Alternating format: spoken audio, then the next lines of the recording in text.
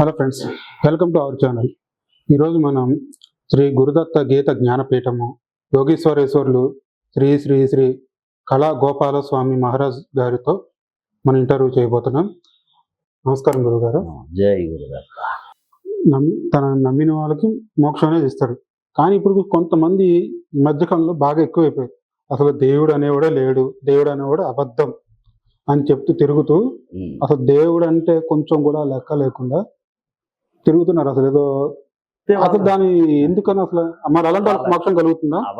అలాంటి వాళ్ళు కూడా చాలా బాగా బతుకుతున్నారు కదా. అయితే మోక్షం అనేది ఇక్కడ బాగా అర్థం చేసుకోవాల్సిన విషయం ఒకరిచ్చేది కాదు. అసలు మోక్షం అంటే ఏంటండి? మోక్షము అంటే విడిపడటం, బంధము అంటే దానికి వ్యతిరేకత మోక్షం, మంచికి వ్యతిరేకత చెడు.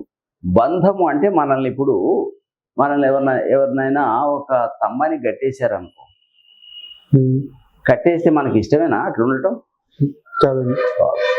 తాళ్ళతో కాకుండా బంగారు గొలుసులతో కట్టేసాను అనుకో, ఇప్పుడు కొంచెం ఆలోచించవచ్చు. బంగారు గొలుసులతో కట్టేస్తే ఎట్లుంటుంది అంటే, తాళ్ళతో అయితే అంత బాగుండదు స్వామి, గొలుసు అయితే కొంచెం బాగానేమో. బంగారు గొలుసుతో కట్టేసిన అది బంధమే, ఇనుప గొలుసుతో కట్టేసిన బంధమే, తాడుతో కట్టేసిన బంధమే. ఈ బంధంలో ఉండటానికి ఎవరన్నా ఇష్టపడతారా? ఆ బంధం నుంచి విడిపడటమే మోక్షం. అయితే ఇక్కడ మనం ఏం బంధంలో ఉన్నామంటే, మన ఆలోచనలు అవే మనల్ని బంధిస్తున్నాయి. ఆ ఆలోచనలు అనేటటువంటి పరిధిలో ఇరుక్కుపోయింది ఈ నేను అనే కేంద్రం. ఆ ఆలోచనలు ఎప్పుడైతే పోతాయో అప్పుడు మోక్షం వస్తుంది తప్ప మోక్షం అనేది ఎవరో ఇచ్చేది కాదు. ఇక్కడ అర్థం చేసుకోకుండా నేను ఇవన్నీ పూజలు చేస్తే నాకు వచ్చేస్తుందేమో అనుకుంటాడు. సినిమాల్లో కూడా అదే చూపిస్తారు.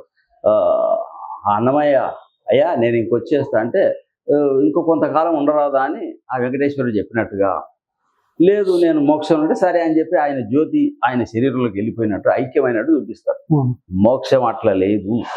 రెండవది, చనిపోయిన తర్వాత మోక్షం కాదు.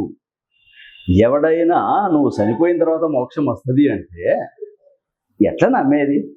ఇక్కడనే అందరూ మిస్ అవుతున్నారు. మోక్షం ఒకరు ఇచ్చేది కాదు, ఇచ్చేది అయితే అది వ్యర్థమైతే. మోక్షం తనకు తానుగా అర్థం చేసుకునేటటువంటి విషయం. అంటే చాలామంది సన్యాస దీక్ష తీసుకుంటున్నాను, నేను సంసారం వదిలేసేసిన అని చెప్తుంటారు. సంసారంలో భార్య పిల్లలు ఉంటారు కదా, దాన్ని వదిలేసి ఎక్కడికి వెళ్తాడినా?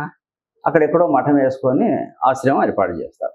ఆ ఆశ్రమంలో కూడా జనం వేస్తారు కదా మళ్ళా. మరి సన్యాసం ఎక్కడ ఉన్నట్టు? సో అట్లా ఇవన్నీ నిజాలని ప్రజల్లో పాతుకుపోయినాయి. మోక్షం అనేటటువంటిది ఒకరిచ్చేది కాదు. గురువు కూడా మోక్షాన్ని ఇవ్వడు, దానికి సంబంధించిన దారి చూపిస్తాడు నీకు. ఈ యాంగిల్లో పోతే నువ్వు సరిపోతుంది అనేటటువంటి ఒక మెథడ్ను ఎస్టాబ్లిష్ చేస్తాడు తప్ప మోక్షం ఒకరిచ్చేది కాదు.